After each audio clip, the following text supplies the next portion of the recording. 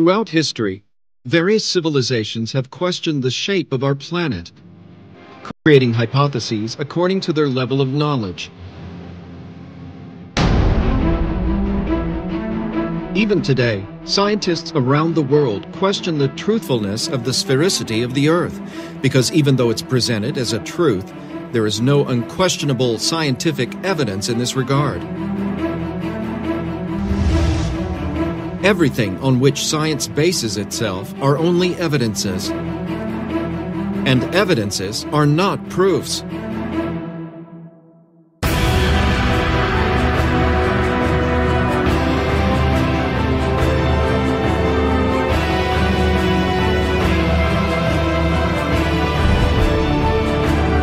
In order to bring the light of knowledge on the true shape of the Earth, researchers of Dakila and Ziggurat's Technology Center joined with other scientists in an independent research that lasted 7 years, seeking scientific and definitive proof to demonstrate that Earth is indeed round or has another shape.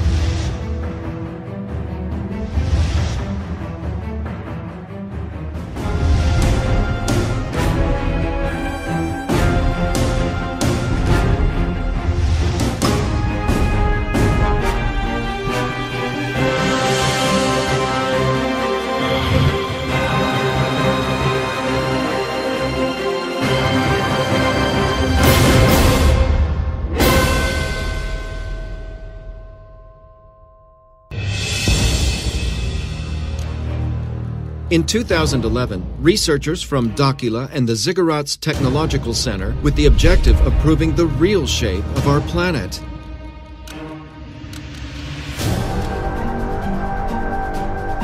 It was needed to prepare and carry out different experiments and data collection at several locations around the planet.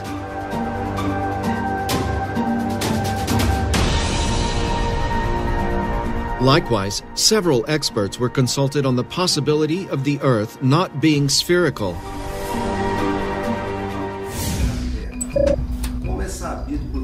As is known by all mankind, the Earth has a spherical shape. And as a geographer and cartographer, it is difficult for me to accept that the Earth is not a sphere. All this knowledge here, and the perception of man thinking and acting according to these rules here, he is fixed to this model.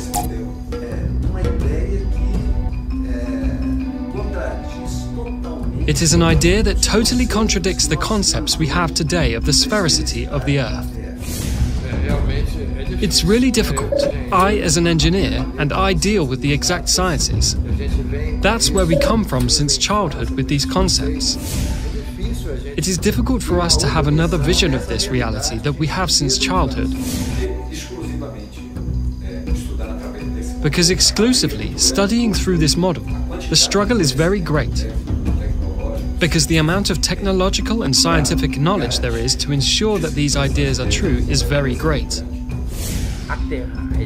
The round Earth, with mathematical formulas all operative, in aviation, aeronautics, astronautics, and in satellites, all being placed with this formula, and this has been working. Water does not leave the Earth because it has a central force pulling it towards the center of the Earth, which is gravity. It makes us think that the Earth's gravity would not be the center of it. That's why I say it's a very shocking idea. So, when we deal with abstract things from the past, historical things, so there are several theories with a concrete thing settled within scientific knowledge. It is difficult. And when you break those pillars that sustain, what sustains? What sustains humanity are these pillars of knowledge that you have. So when you break one of such pillars, you dismantle a base that is considered to be true and scientific, where all knowledge of the Earth is based on that information. You break that paradigm, and it's really going to be a total unbalance for the people.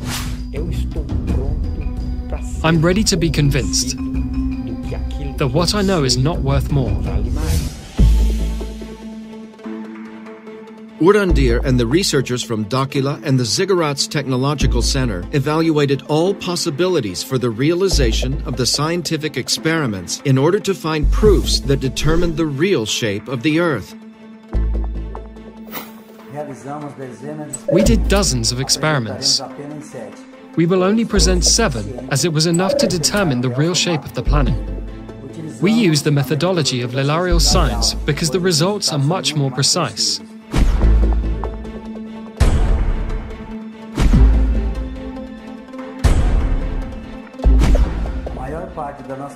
Most of our research was done in the waters because it makes up 70% of the planet's surface.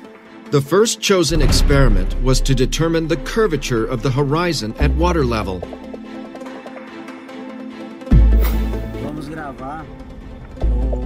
Let's record one of the main tests on the sphericity of the Earth. And this test with respect to the masts of the ships, the distance that it is away from the coast, precisely to know if there is sphericity, if there is angulation in the Earth. The lower the humidity in the air, the further we can see. And the higher the humidity, the more distortions occur in our view. So the places to be chosen to do the tests have to be of very low humidity. The tests will prove that if the Earth is spherical, the waters will follow the curvature. The first site chosen to start the experiments was Lagoa dos Patos in Rio Grande do Sul.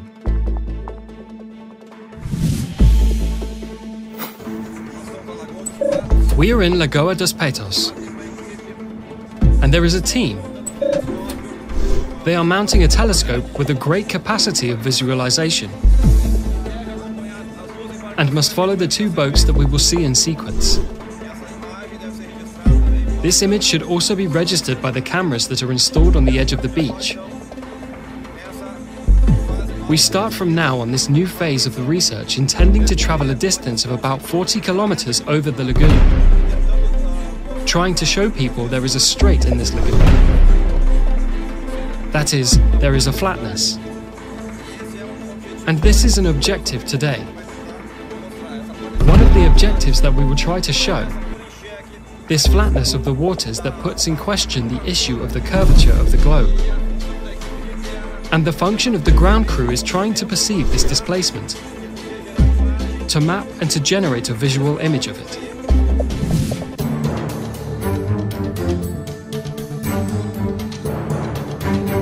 The researchers mounted a Newtonian telescope specially designed for the experiment, with a high-definition camera attached to its eyepiece to register the entire process.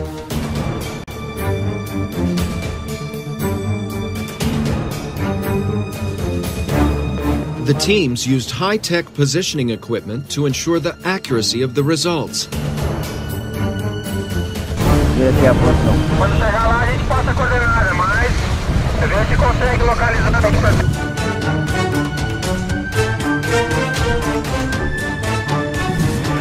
This same experiment was carried out in other places. One of them was in the Strait of Gibraltar in France.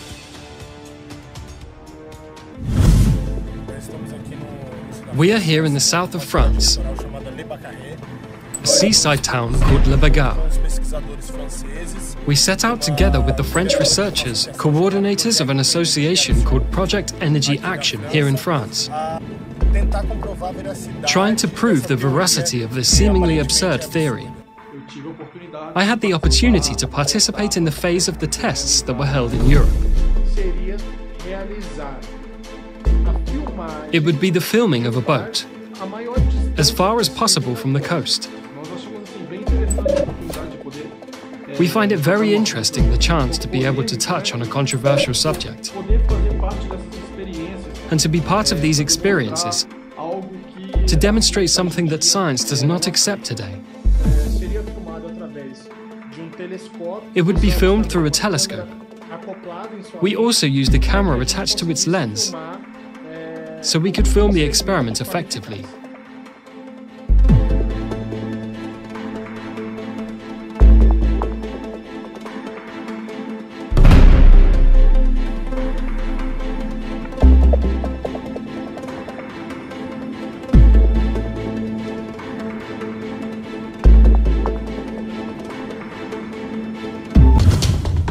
This experiment was also carried out in Brazil at the Três Marias Dam in Minas Gerais.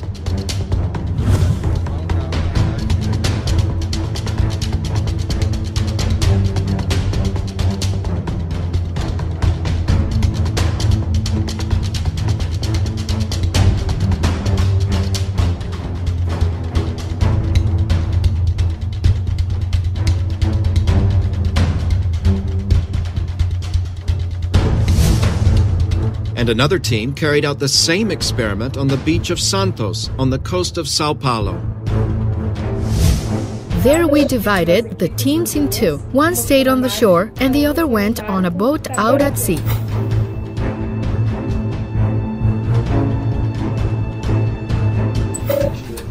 We brought a Newtonian telescope. We were also using a total station.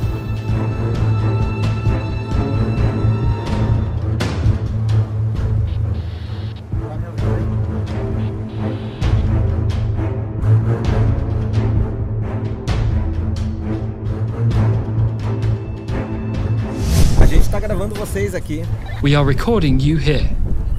Is that so? We're zooming in on you.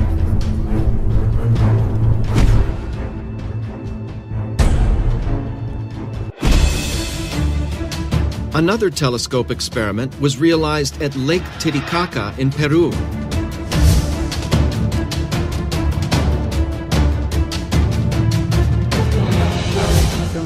We are here on Amantani Island, on Lake Titicaca in Peru.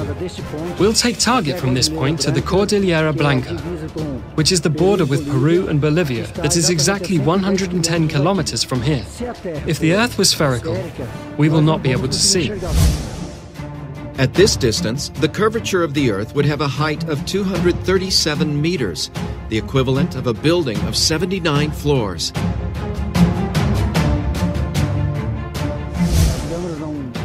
The cameras won't be able to get it, nor will we see at all with the naked eye. We will not see the other side, but with telescopes we do.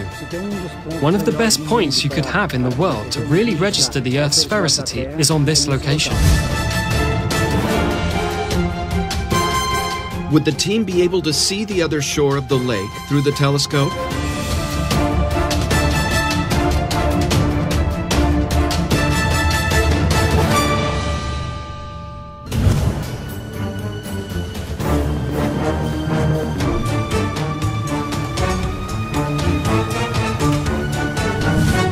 Back in the experiment with the boats, the researchers observed that after some time following the boats with the naked eye, they began to disappear on the horizon. First, the hull. Soon after, the boat was no longer visible. And finally, the mast goes down until it disappears completely, as the spherical Earth theory explains. When the boats reached a certain distance, it was no longer possible to see them with the naked eye.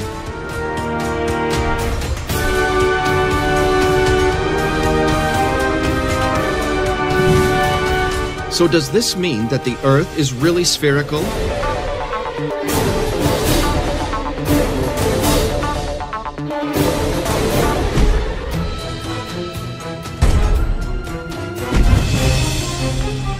Another experiment was carried out using radio waves.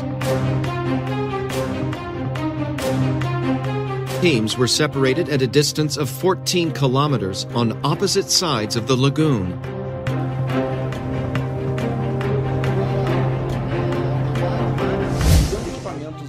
Using the radio equipment, we use directional antennas at high frequency, parabolic antennas that concentrate the radio frequency beam, one directed to the other at different points. The two antennas receive and transmit radio waves at the same time, and any obstacle between them would block the communication. They were meticulously positioned and directed to establish communication. The antennas were positioned at 1 meter from the water level at a distance of 14 kilometers. At this distance, The curvature of the Earth in a spherical model would generate an obstacle with a height of 3.84 meters, the equivalent of a two-story house, which would prevent the communication.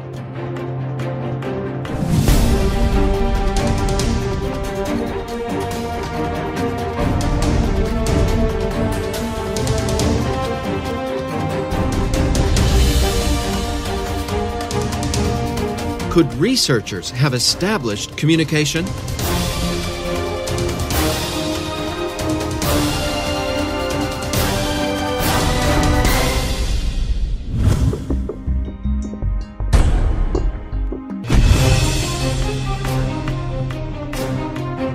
Another performed experiment was to measure the flatness of the waters with the use of light.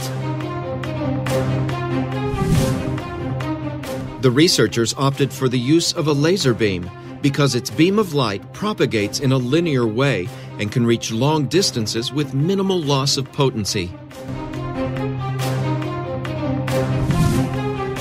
The laser experiment consisted of two teams positioned on opposite sides. One team emits a laser beam parallel to the water toward another team. In the spherical model of the Earth, it would be impossible for the laser beam to be seen on the other side, since the supposed curvature of the Earth would be an obstacle in its trajectory.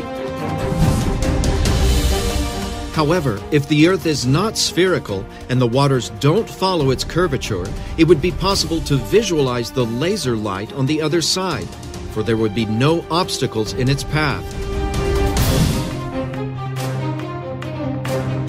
For more efficient results, this experiment with a laser beam was performed at a great distance, in the tens of kilometers, because the greater the distance, the greater the curvature of the Earth would be in the spherical model between the 2 points, which would prevent the laser beam from reaching the other side.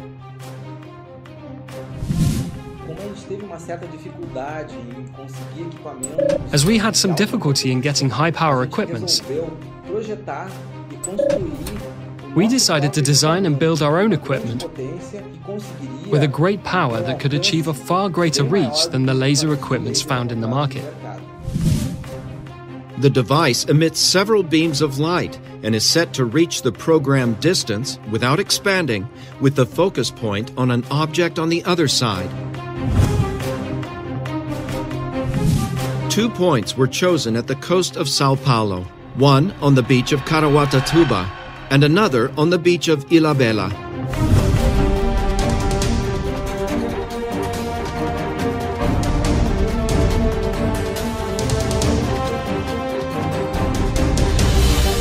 The team prepared the equipment during the afternoon to conduct the experiment at night.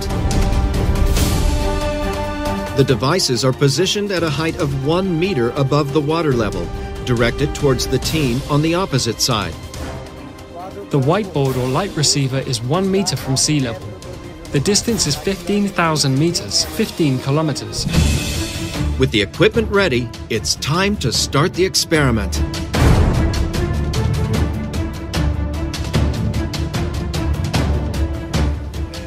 South, 43 degrees.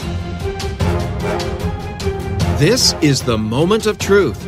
If the light is not visible on the opposite shore, it will be an indication of the sphericity of the Earth. Down. Try to go down more. All right, this position is good. Try to level it out for now. There. A little bit more. A little bit. There. Did the laser light hit the other side, which would question the theory of the spherical Earth?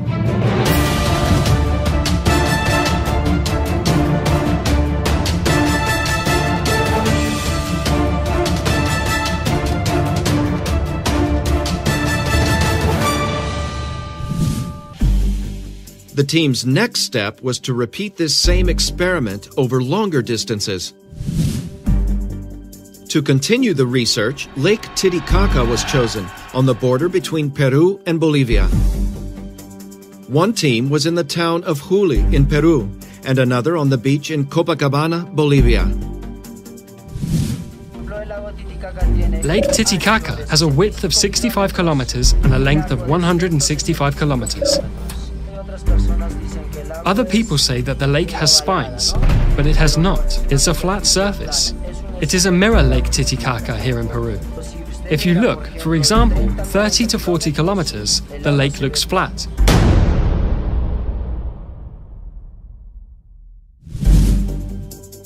Will the researchers be able to prove the flatness of Lake Titicaca?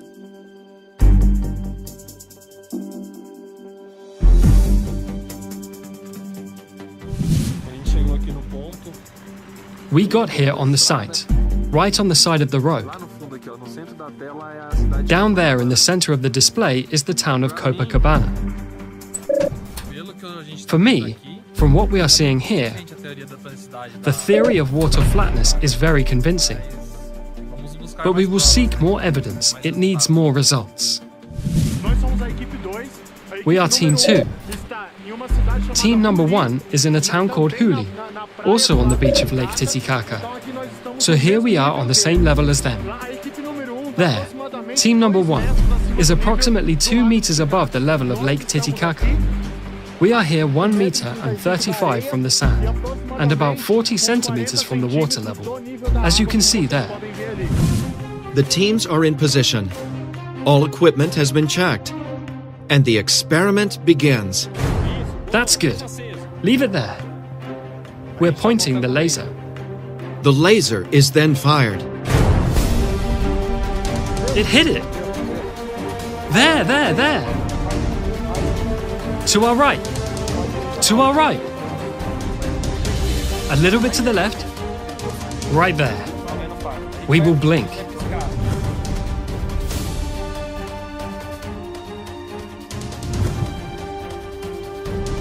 Could the laser be visible on the opposite sides, which would prove the flatness of the waters?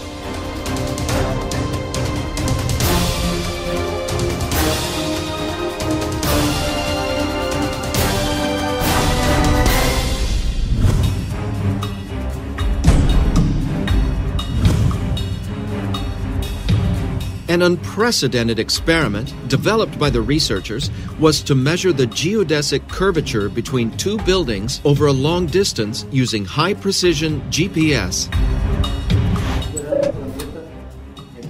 Considering the round planet, you have to mark a point from one extreme to the other, from a certain distance, precisely to prove mathematically whether the Earth is round or not.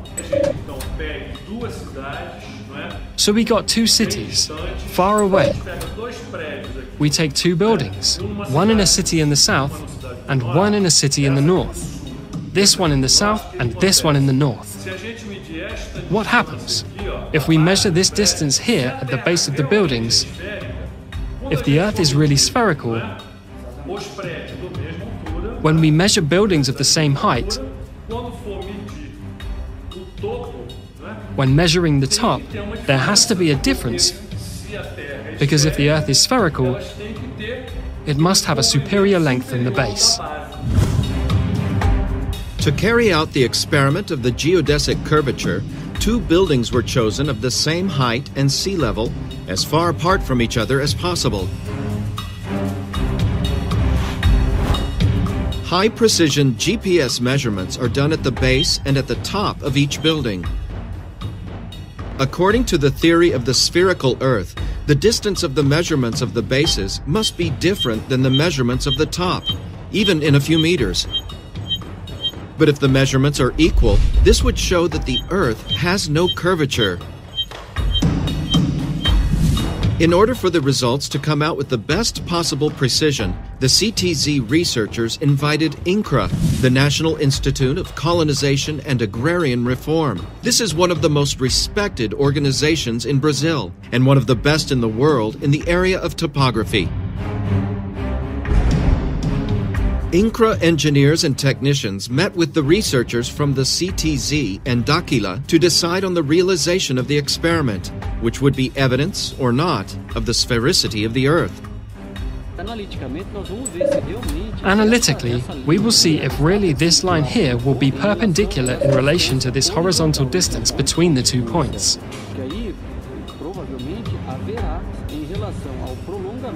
There probably, in relation to the extension of this perpendicular line to that baseline, I believe it will be larger. In the view of the INCRA technicians, the measures will be different.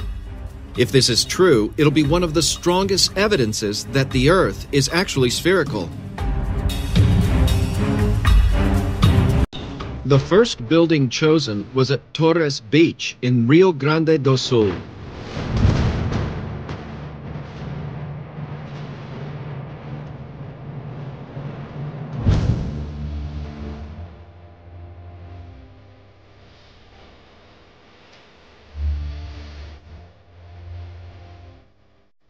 The second building was chosen in Natal, in Rio Grande do Norte, at a distance of 3,050 kilometers from each other, with the same altitude in relation to sea level. This is a GPS L1, L2 signal receiver. We'll do a reading from this point to chart the base. And from that base, we'll do the vertical readings relating to our goal. And afterwards, we will use another equipment, which is a total station, to make the readings of the vertical and horizontal angles.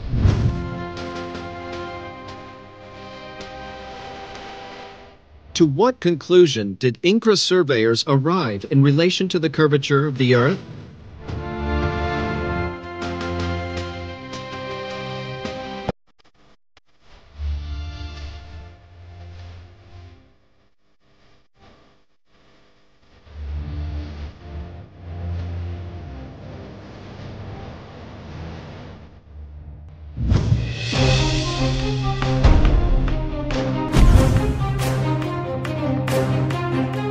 To carry out the last experiments, the researchers invited the consulted specialists at the start of the research to accompany and participate in the tests.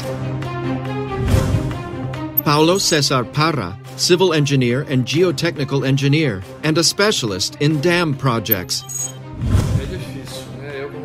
It's difficult. As an engineer, and I deal with the exact sciences. We carry this from childhood with these concepts.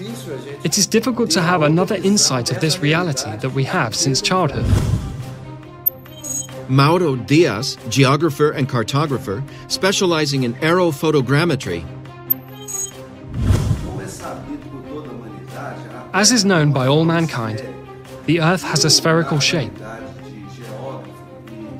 And for me as a geographer and cartographer, it is difficult to accept that the Earth would not be a sphere.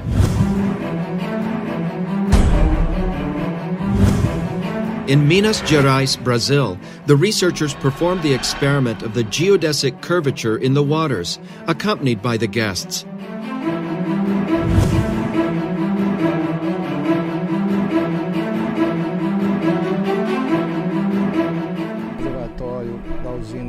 We are here in the reservoir of the Três Marés hydroelectric plant. We have the complete team. We are going to start the verification of the horizontality of the water here in the reservoir. It is a large reservoir. We are in a stretch that will give us up to 18 kilometers. The test aims, in other words, the following. The dam has a certain level. If the level GPS measures give the same, this means that there is no curvature of the Earth. If the measurements are different, then this means that there really exists an Earth curvature in relation to sea level. We are with a geodetic GPS already installed here. The surveyor is now going to another point, taking another point to start a triangulation, thus verifying, through this process, verifying the horizontality of the water. This first point in the elevation in relation to the sea level is of 556 meters altitude, so we're going to hit more than 3 points. This equipment, the geodetic GPS, we have two devices. One installed here to get this point, and the other goes to the other points. We get 3 points, all at the water level, and check the level of that point. The accuracy of this equipment for this distance, a distance of 10 to 20 kilometers, is around a few centimeters.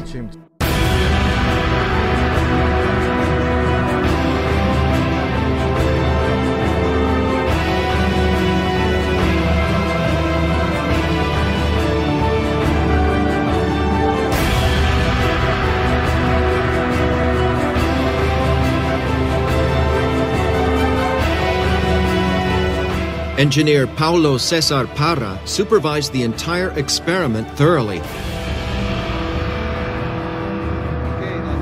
Okay, we'll pass the coordinates now.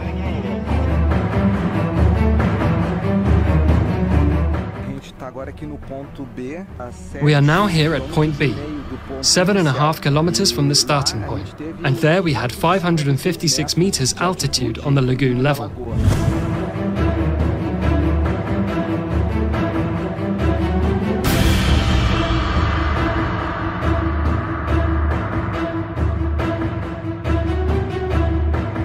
What will be the results of the 3 points measured by the researchers?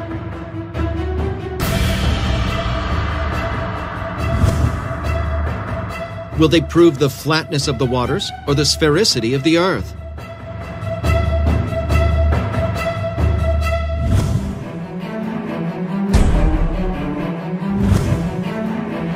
The researchers returned to the Tres Marias Dam, together with the guests, to carry out the experiment with a laser.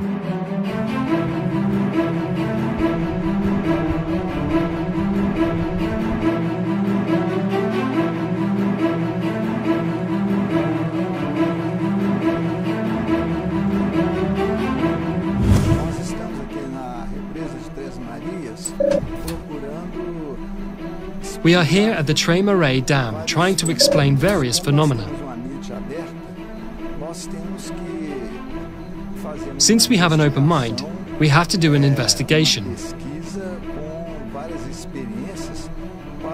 A research with several experiences to explain these variables. We are going to point B, 18 kilometers from point A, where the first group is. We will perform the laser test at this distance just to check the Earth's curvature.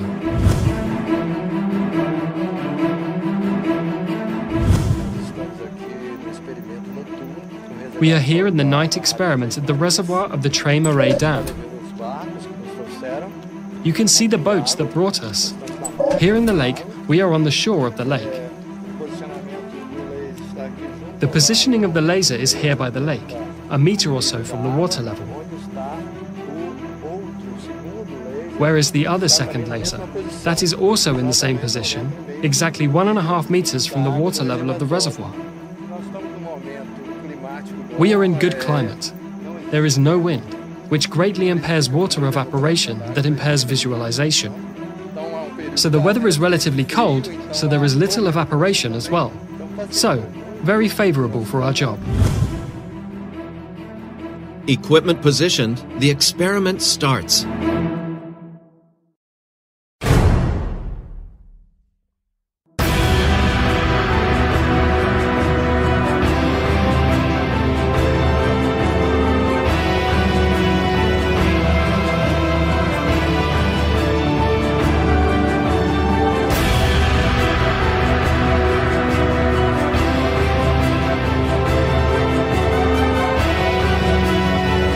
Experiments performed. The moment of truth has come.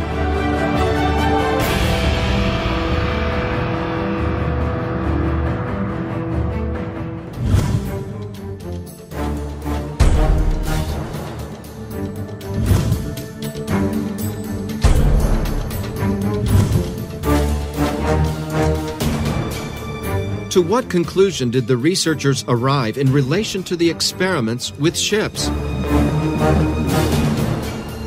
The researchers realized that after some time looking at the boats with the naked eye, they began to disappear on the horizon. First the hull, then it was no longer possible to see the boat, and finally the mast lowered until it disappeared completely, as the spherical Earth theory explains. Watching the boats with the naked eye, the initial impression is that they were disappearing, as if descending behind the horizon line. When the boats reached a certain distance, it was no longer possible to see them with the naked eye.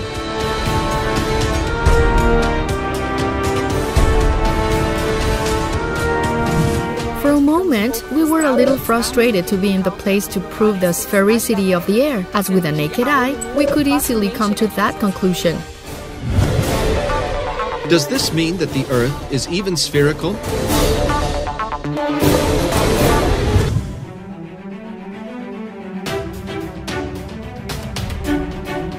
With the loss of eye contact, it's time for the team to use optical instruments in an attempt to still see the boats. If the boats are still visible through the equipment, it's proof that they have not traveled below the horizon.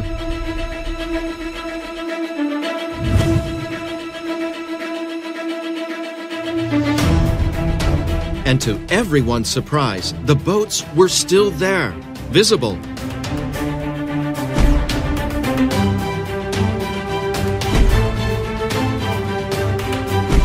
The researchers realized that the images of the equipment presented some optical phenomena.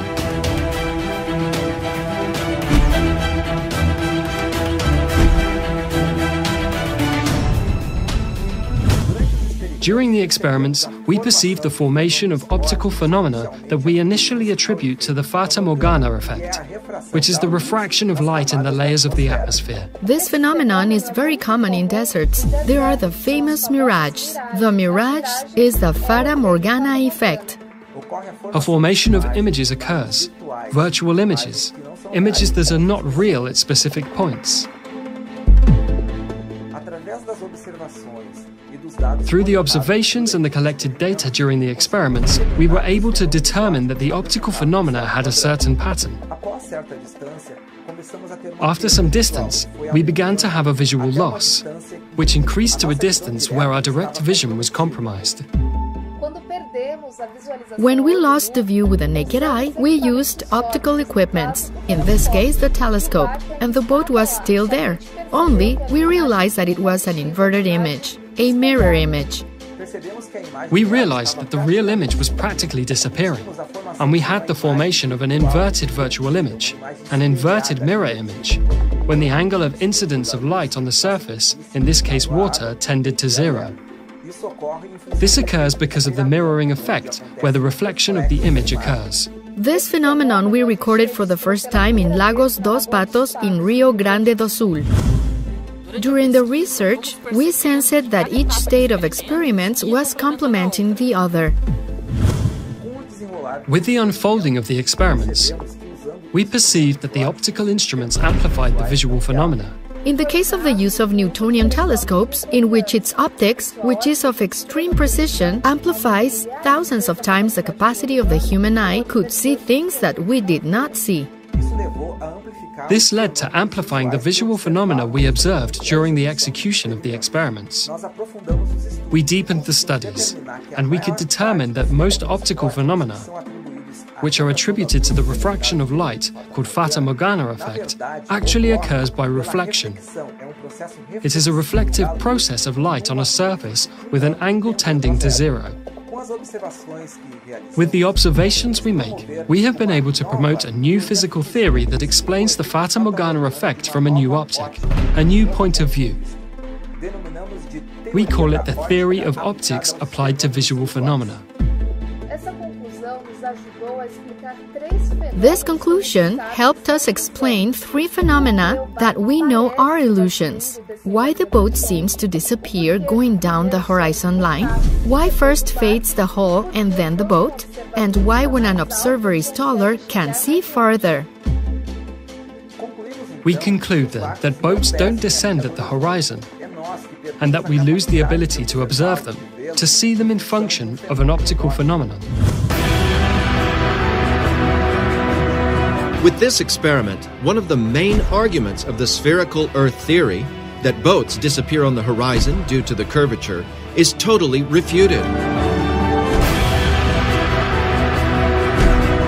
This is the first proof of the flatness of the waters.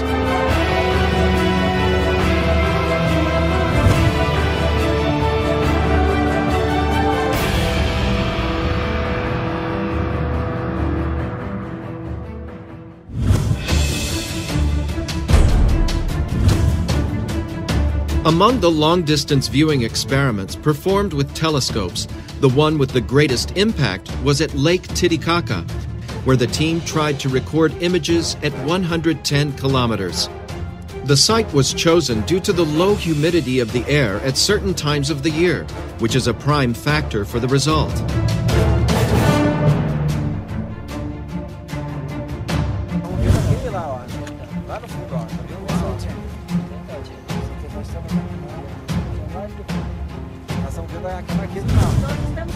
We are talking here with a boatman of the boat May 3. He is an inhabitant of the island of the Uros. He is from the Aymara civilization. Is it possible to see the other side of the margin? Or is this not possible? Yes, it is possible. Always because our lake, we think, is like a table. How many kilometers do you see?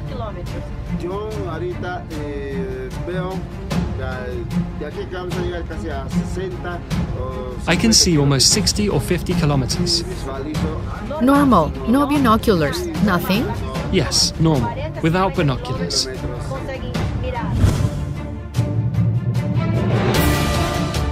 With the telescope, the team was able to record images at a distance of more than 100 kilometers, which would be impossible in the theory of a spherical Earth, as the curvature would have a height of 237 meters, equivalent to a 79-story building. This experiment is yet another proof that the Earth cannot be a sphere.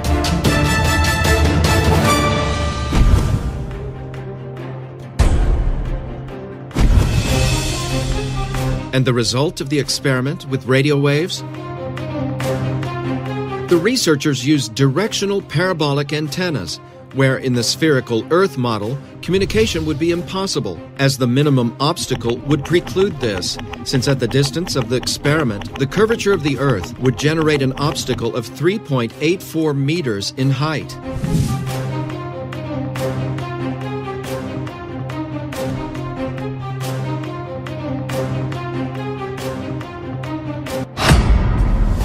We have connected. Got it. We're with connection here. It's responding. The machine is responding. Returning. I'm having connection to your computer there. We have a ping back here. The connection is established. The signal that we wanted, we could scan there and managed to find it here. Communication was established. It has been proven that at this distance, we have been able to establish communication. We know that any interference in the way would mean not achieve communication.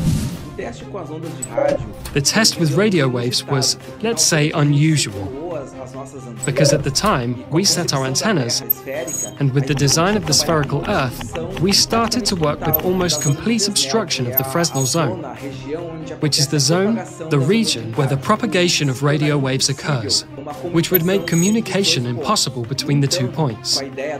However, with the idea of leveled waters, we would already have approximately 50% of the Fresnel zone unobstructed, which could allow communication between the 2 points, even if precarious. And how it happened. This is yet another proof of the flatness of the waters, refuting the spherical model of the Earth.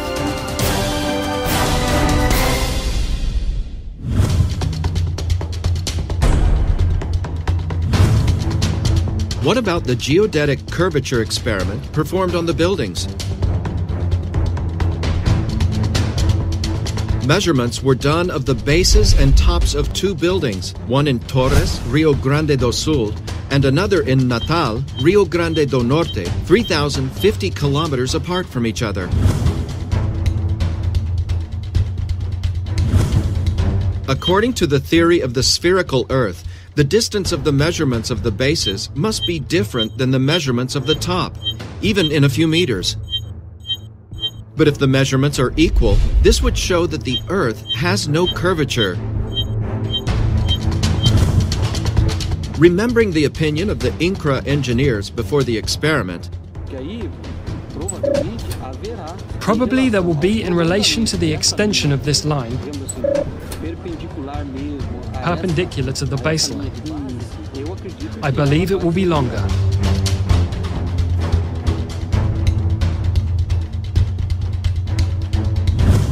Thinking of the Earth as a globe, the initial expectation was that the measurements were different. But when the results arrived, the base and the top measurements were the same. showing that the two buildings are leveled upright. And here the opening angle, where we read the point here,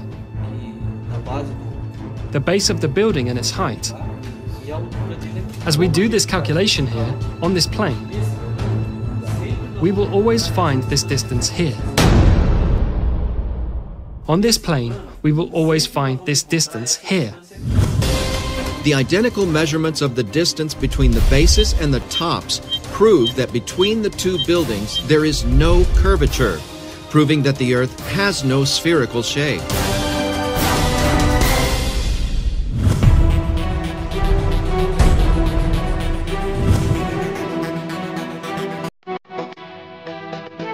In the experiment of the geodesic curvature in the water, 3 points were obtained with a high-precision GPS on the Tres Marias Dam in Minas Gerais, whose extension exceeds 70,000 meters.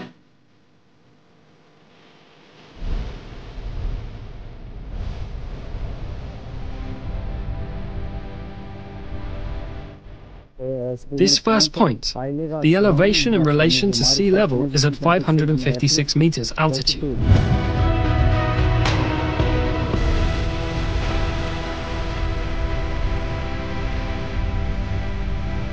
The second point also presented the same result, 556 meters of altitude.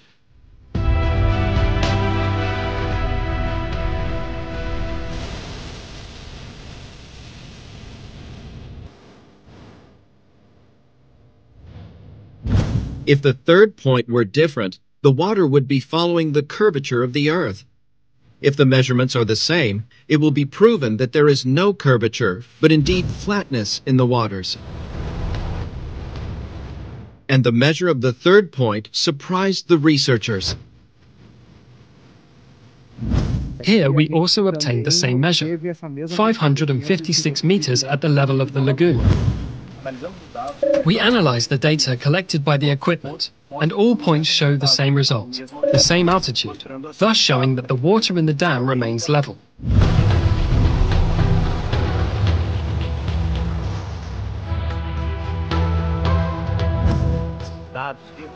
These data overthrow the theory of sphericity, because according to this theory, the water should follow the curvature of the Earth. Only in a curve there is no level. The 3 altitude measurements were identical, proving the leveling of the water, proving that the Earth has no spherical shape.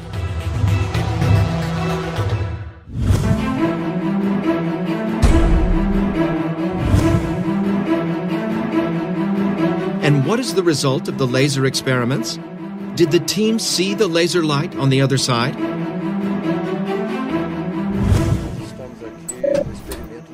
We are here in the nocturnal experiment in the Tres Marias Reservoir.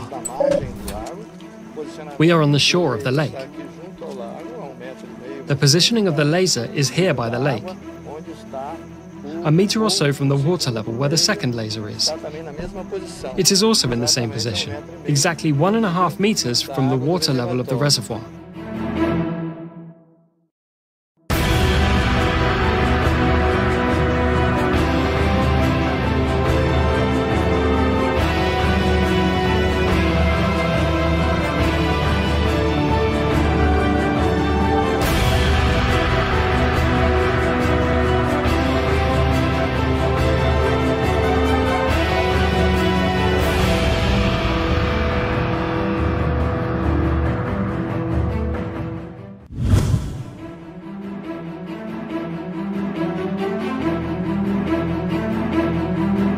As you can see, the two devices are communicating at a distance of 18 kilometers. We have successfully done an experiment today, and we are proving that the Earth does not have the format that science believes it has. So as we are at 18 kilometers, there is no water level difference from here to the other crew that is 18 kilometers away. It's exactly level. On this distance, there should be a visual obstruction by virtue of the curvature of approximately 6 meters, and we were able to get the signal from a laser cannon from the other shore at 18 kilometers on a little more than a meter from the level of the lagoon. This is the ultimate test. There is no curvature. To guarantee the accuracy of the result, the researchers decided to conduct a surprise experiment.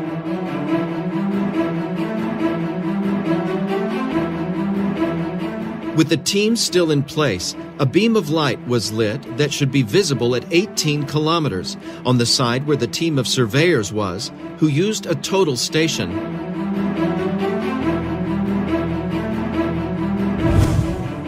At that distance, the Earth curvature would have risen 6.3 meters, equivalent to a 3-story building. Do you see? Yes. Down. Can you see? Yes. Down. Can you see? Can you see? Yes. I am at water level. At water level. So okay, I will write down and you read the angles and the coordinates.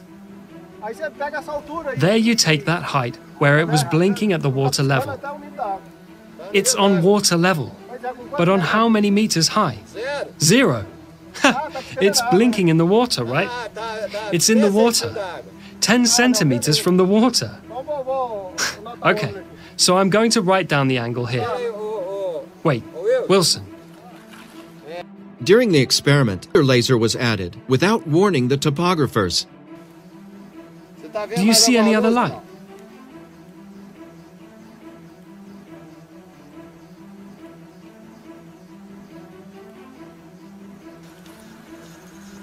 I see it. I did see. I saw a laser now. He did see. He saw the laser. It die off. Lower the laser. All right, wait a minute, Wilson. Now I saw the laser. Did you see the laser? Not now. I saw the laser there. Lower a little bit. Do you see the light still? I see the laser there.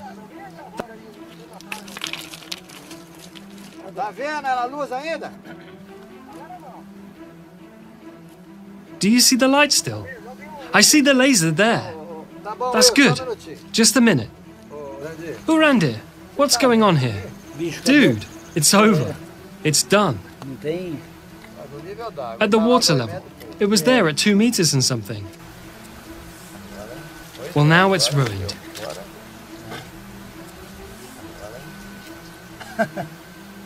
Now, so anything else needs to be done. We can go, right? We are with a telescope. We have a precision level, an optical level, with a topographer. We have a total station, which is a topography equipment that is used for measurements and level determination. So we are here 18 kilometers marked with a GPS on an island, on a point of Lagoa, 18 kilometers from the topography equipment there with the crew.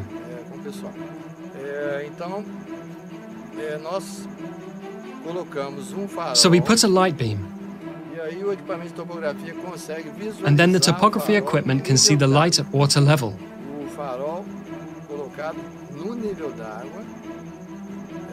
The light placed on the water level can be visualized by the topography equipment that is positioned 18 kilometers. And the engineer remained perplexed by the outcome of the experiment. We can go, right? This is unquestionable proof that the Earth is not a sphere, for the waters are level.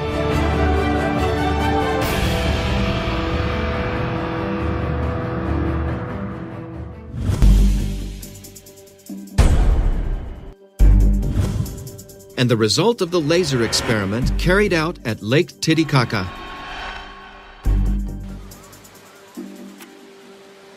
It is hitting the hill on the hill. Look over there. It is hitting a tree above us here. Look at theirs. Look at theirs. Are you pointing yours too? We're seeing. We see yours. It's just too high. It's very high. Look there. You saw. In this direction. It made it. There, it appeared again. Go. There, it made it again. That's it. Stop there! More to the left. Stop there. Stop! Through light here. It is illuminating here. It is moving there too. Here it is illuminating everything. We have already done the first tests, and the laser of team number 1 has already appeared here in the treetops that are on our side. Then the trees here have about 2 meters, 2.5 meters. So there we start directly discarding the hypothesis of the Earth being spherical.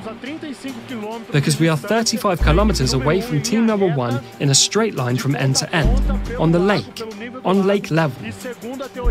And according to the theory of spherical Earth, that 35 kilometers should give at least 23 meters and 98 centimeters of Earth's curvature. So a light communication would be impossible as we just have had. The result was positive here. We could see the laser on the other team there. And they could see us too. More than 30 kilometers, so there was no curvature. Total flatness. The research here was excellent. Here with this laser visibility test, Team 2 and Team 1 at 35 kilometers. There really was an unusual commutation at a distance of 35 kilometers, and that there should be an arc of approximately 24 meters. Neither Group 1 or 2 should be seeing the lights.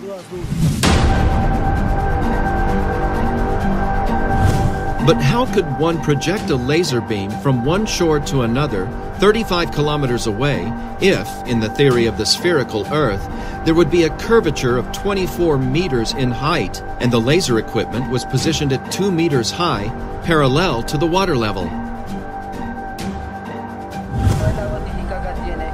Lake Titicaca has a width of 65 kilometers and a length of 165 kilometers. Other people say that the lake has spines, but it has not. It's a flat surface. It is a mirror Lake Titicaca here in Peru. If you look, for example, 30 to 40 kilometers, the lake looks flat.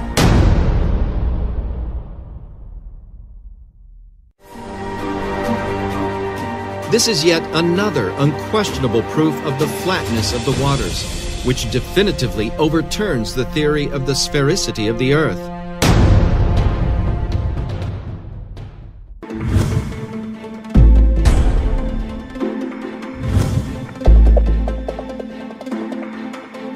Gravity is the theory that science considers as the main factor to keep everything in harmony on a spherical planet. Water does not come off the Earth because it has a central force pulling towards the center of the Earth, which is gravity. It does not exist. According to the experiments, gravity does not exist. From the fundamentals of nature, plumb and level overthrow the theory of gravity.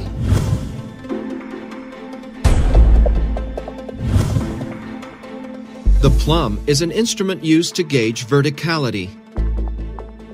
It is of fundamental use in civil construction to guarantee the verticality of the buildings.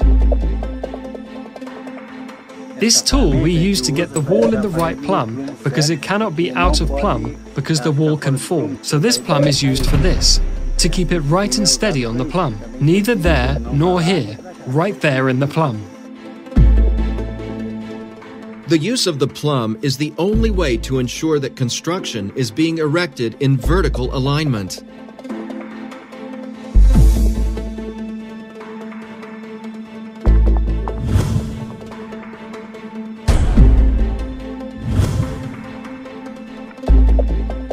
The level is an instrument used to measure inclinations and is fundamental to ensure horizontality.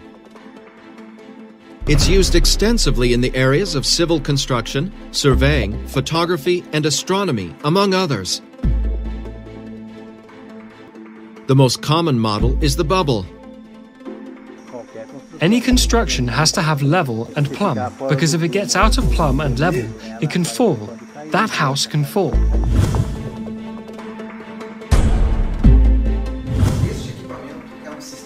This equipment is a system of communicating vessels, and is used in the laboratory to demonstrate the behavior of water leveling. In whatever position we place the system, the water that is inside will always search its level. This behavior of the leveling can be proven not only in laboratory, but we can prove this in field experiments in ponds, lakes, and the seas. This is a micro version of what we find all over the planet: leveled waters. By verifying that the water remains level, both in micro and macro environments, it's also verified that gravity does not exist, because if this force existed, the waters would follow the curvature of the planet. But then, what forces act to maintain harmony on a non-spherical planet? Researchers from Dakila and the Ziggurats Technology Center have concluded that among the fundamentals of nature, the four main forces that, acting together, hold us firm to the ground are magnetism, density, pressure, and light. The researchers called this set of forces MDPL.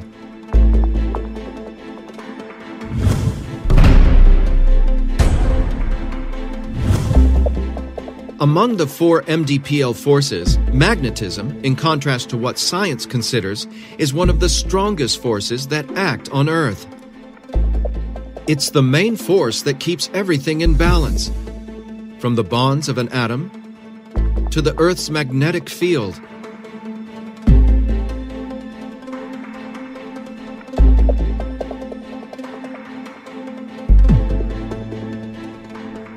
One way to study the performance of the magnetic field of bodies is to perform a simple experiment where we transform into mechanical waves the kinetic energy produced by the magnetic field in an object. This can be reproduced by throwing an object into the water. Whatever the shape of the object, the waves produced will always be circular, as they are modulated by the Earth's magnetic field. Note that regardless of the shape of the object, the waves produced in the water will always have circular patterns.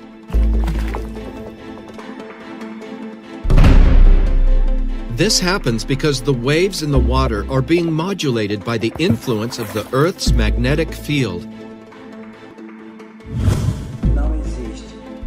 It does not exist. According to these experiments, gravity does not exist. But going even further, to prove or to sustain the sphericity of the Earth, without people falling, buildings, animals, constructions, the waters especially going off, flying out into space, to justify people stay fixed on the Earth's surface without being thrown off by the spin of the planet, they created a magical force called gravity. But this magical force is torn down by the plumb and level, because the physical behavior of water is to seek leveling. Or is physics wrong too? If the physical behavior of waters, according to our physics, is to seek leveling, how will it fix itself to a ball on a sphere without flying off? Space outside without seeking its level? So these are two contradictory things. And even more, to justify the seasons, they decided to tilt a ball 23 degrees. There is no way to tilt a ball, a sphere. Impossible. Let's see, how could a planet or a ball, a sphere, be tilted and waters not get off? But it has the imaginary axis. The imaginary axis, even if there were a physical axis, what would be inclined is the axis and not the sphere. Any position that places the sphere, there is no way to tilt it but the axis. An imaginary axis, that is an illusion. If it is imaginary, it's an illusion. So it's another contradiction. They created this axis that does not exist to justify the seasons in a sphere, in a globular model. That's not possible. Well, in a sphere we certainly do not live. Because the physical behavior of the waters does not match the reality of the facts. And through the plumb and level, this theory is totally overthrown. Extinct.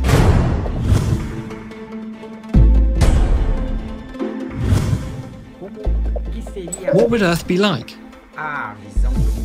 The first sight, the Earth is absolutely flat. But this plane goes where? Is it square? Is it a circle? Looking from above, the impression you have is that the Earth is flat.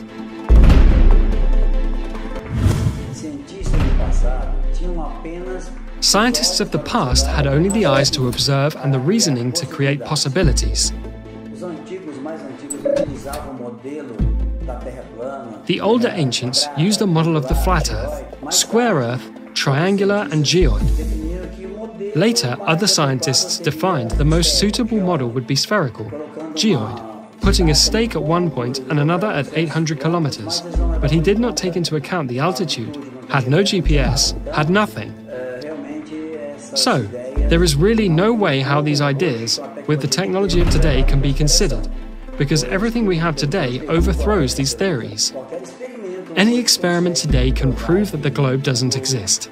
It's impossible. But then, how can we determine the real shape of the planet? The CTZ researchers collected information on the movement of the Sun, the Moon, and the stars in different parts of the planet. In this research, which lasted several years, images were recorded by cameras installed in all these places during the day and at night. We found several differences in the trajectory of the Sun. One of the most significant was between Australia and Argentina, which are in the same tropic. While in Argentina the Sun moves at about 180 degrees, in Australia it moves almost 270 degrees, which would be impossible in a spherical Earth model.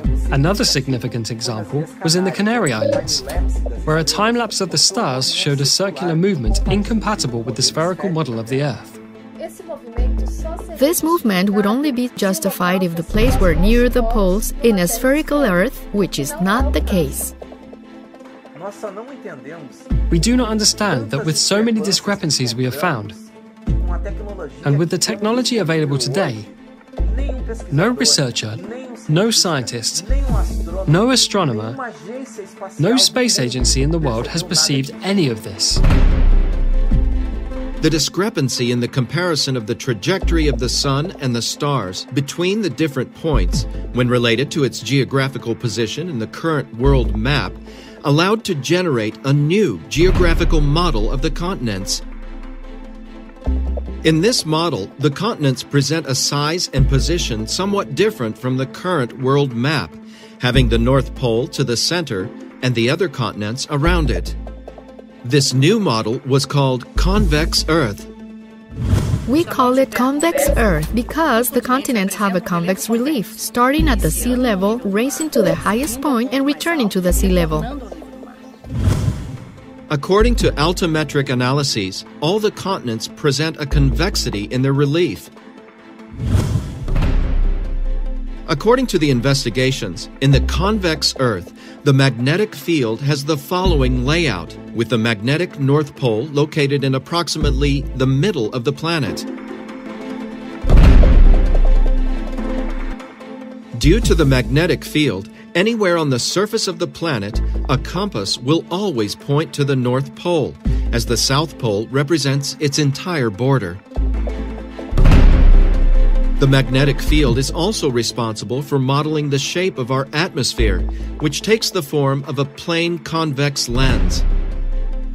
In this way, the atmosphere, formed by several gases and water in gaseous state, takes on the characteristic of a gigantic magnifying glass with a high degree of refraction, responsible for day and night. The following experiment simulates the behavior of day and night. We use a flat convex lens, a model of the continents, and an external light source simulating the sun. The result is a model of day and night in the corresponding time zones. What helped us a lot in this research was the information we collected at our own astronomical observatory of the Zigurat's Technology Center. In this manner, the researchers concluded that the Earth is neither spherical nor geoid, but rather convex on the continents and flat in the waters. In this concept, the Earth is like a huge, misshapen asteroid floating in space, surrounded by a very high layer of ice all along its edge.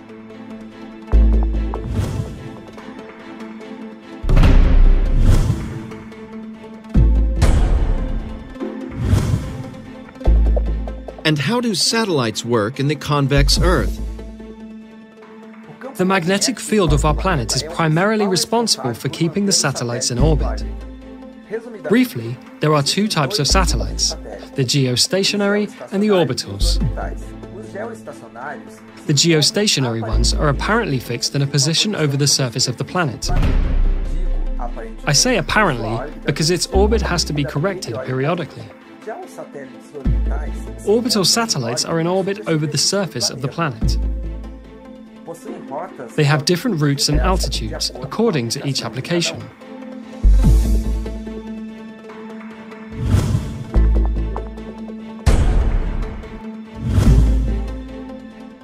And why do Earth photos taken from space show a curvature?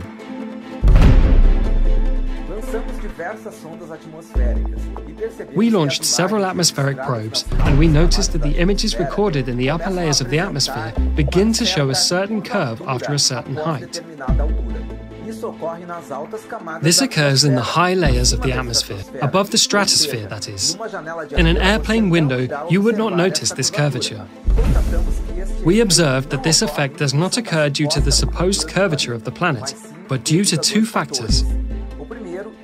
The first, due to the large flat convex lens of our atmosphere, and the second, according to the theory of curvature of light proposed by Albert Einstein, experimentally proven in 1919.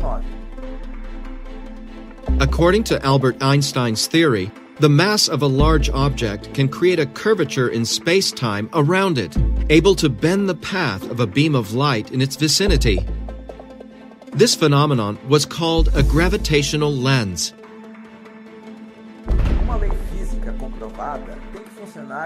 A proven physical law has to work in both macro and micro environments. In this way, the gravitational lenses were proved through astronomical observations of objects of great mass. Then we conclude that the curvature of light in the high layers of the atmosphere also occurs as a function of the mass of the planet itself and of its magnetic field. We fabricate in our laboratory a physical gravitational lens capable of correcting the curvature of light in the upper layers of the atmosphere.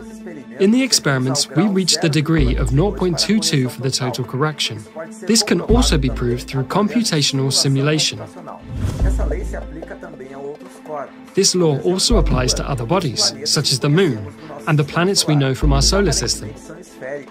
They apparently are spherical when viewed through telescopes, but we do not know their real format. That is, not always what we see represents reality.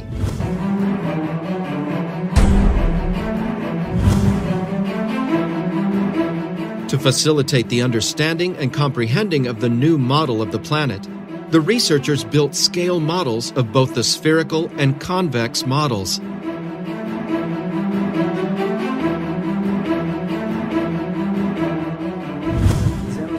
We made a scale model on geographic scale, just so that people have better clarity. A visualization that much more facilitates the understanding of what Earth really is. According to the report, according to all the research that has been carried out by our researchers, we have come to the conclusion of this format of the Earth.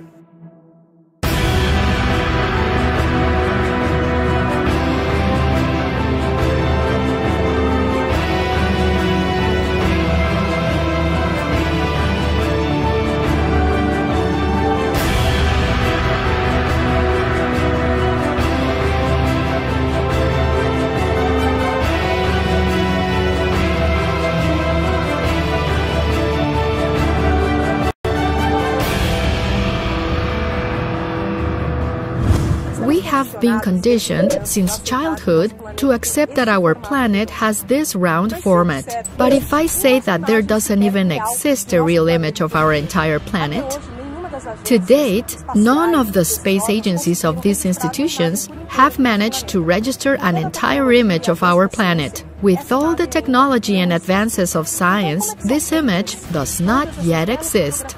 So how are they made, all those beautiful photographs we see on the internet, on posters, in films? This is very simple. Local images are taken, passed to a computer program, so they are manipulated, forged into a format we know today.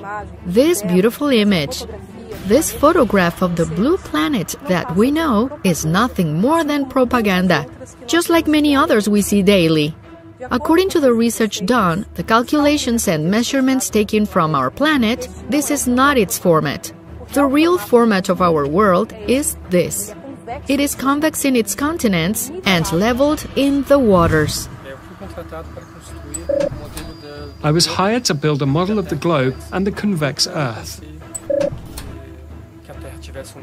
I never thought that the Earth would have a different shape. I always believed that the Earth was a globe, an entire round sphere, all tidy, perfect. After the completion of the construction, I see the importance that you cannot live on a planet without level and without plumb. I can only conclude that our planet is convex. Just as the image of our planet is manipulated, the size and shapes of the continents also go through the same type of problem.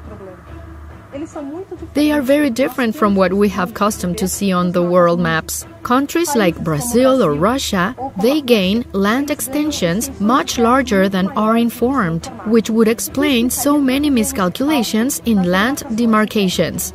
Now, how do we come to this conclusion? It is very simple. If we take into account all the numerical data, all the measurements, the distances in the tropics, the meridians, the coasts, the extensions of land, and apply it on paper, taking all the details into consideration, all these continents suffer great distortions. Without exception, none of them stay out of it. Some, as I said, Brazil and Russia, suffer an increase in land, and others, like the United States, suffer a reduction.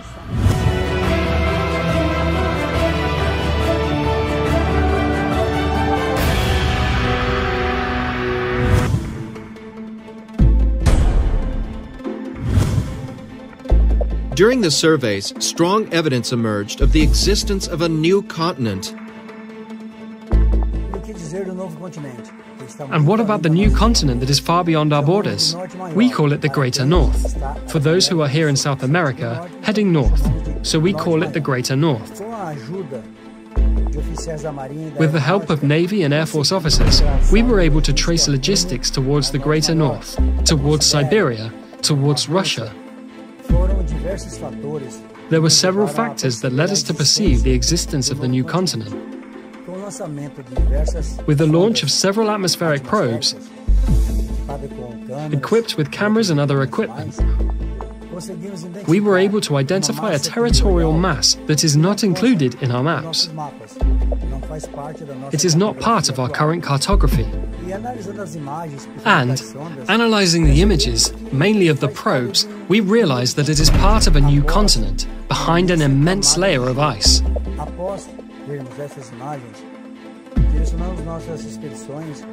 After seeing these images, we directed our expeditions to the limits, where a human being or the autonomy of a ship were able to get.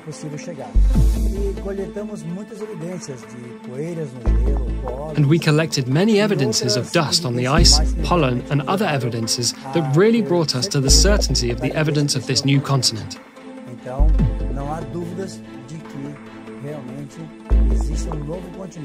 So there is no doubt that there really is a new continent, of new lands beyond the great mass of ice that impedes us to overcome. The research continues. We have not yet put our feet in this place. We only had observations from a distance, but we intend to get to this place as soon as possible.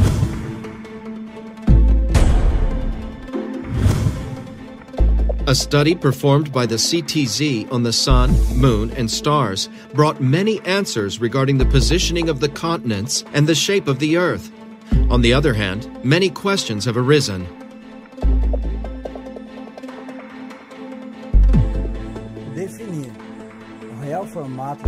Defining the real shape of the Earth was no easy task.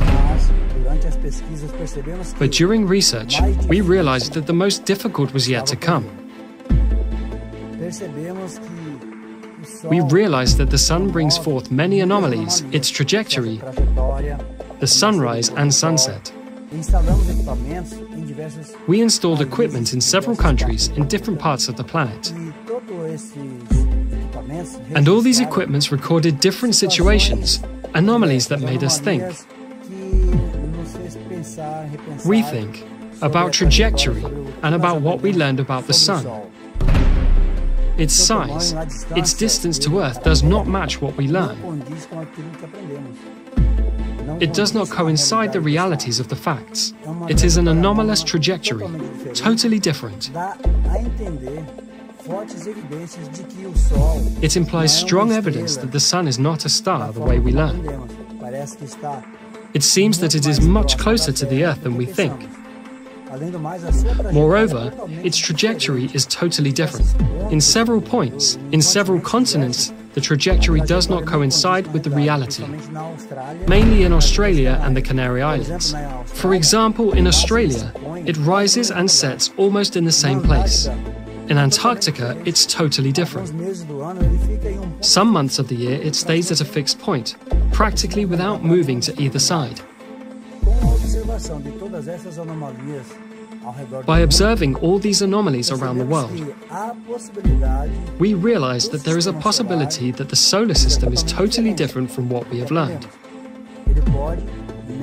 It might not even exist. During these observations on the Sun, we noticed that the Moon has also a different behavior. Its trajectory is very similar to that of the Sun, and its size is also completely atypical. The impression we have of the Moon is that its size varies greatly, or its distance from the Earth varies greatly during its 28-day trajectory. There are days that it is closer, another more distant. It is as if its elliptic were totally within a different system of space out there, as if it were another reality. And because of the various anomalies observed in the Sun, the Moon and the stars, we determined that the Earth doesn't spin. It does not have the spinning motion. We can consider a gentle wobble or a gentle tilt. But sure, the land does not spin. It is motionless. The mystery surrounding the Sun is so complex that we will continue our studies. We will continue to research because it is in our interest to unravel the mystery that surrounds our star.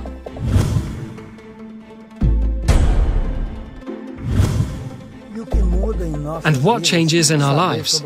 Knowing the real model of the Earth changes everything.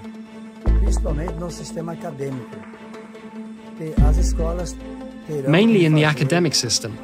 Schools will have to redo all of their programming from their school curriculum, geography, astronomy, mathematics, physics, everything changes. Everything we learn, the whole context, especially with regard to the model. Cartography, air navigation, maritime, fuel economy, military strategies, meteorology, climate issues, all of that changes.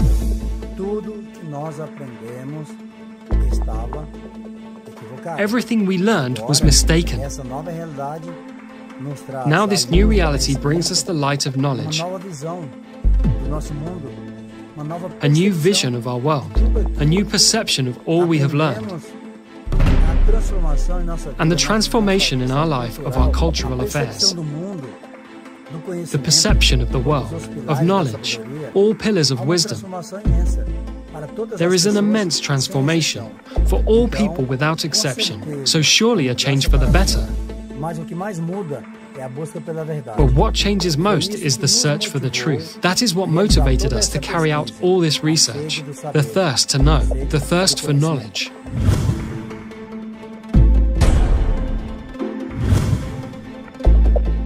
And what about the specialists Mauro Dias and Paulo Parra who accompanied the experiments? I have always worked with the concept that the Earth is spherical.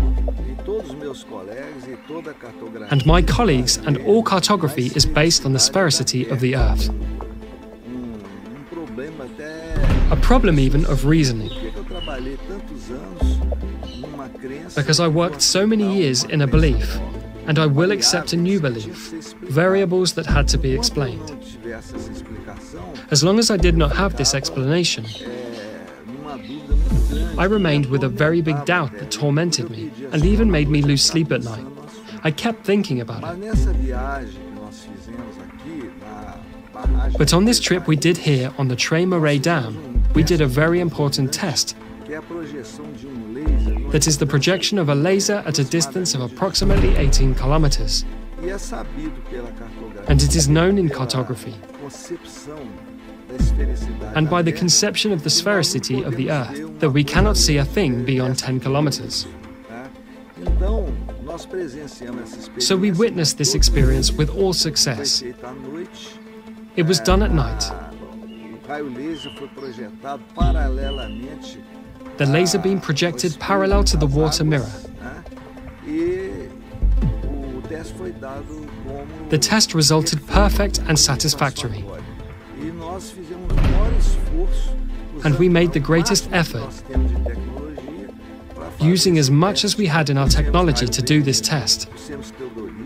We brought a laser beam, we brought theodolites, we used communication radios.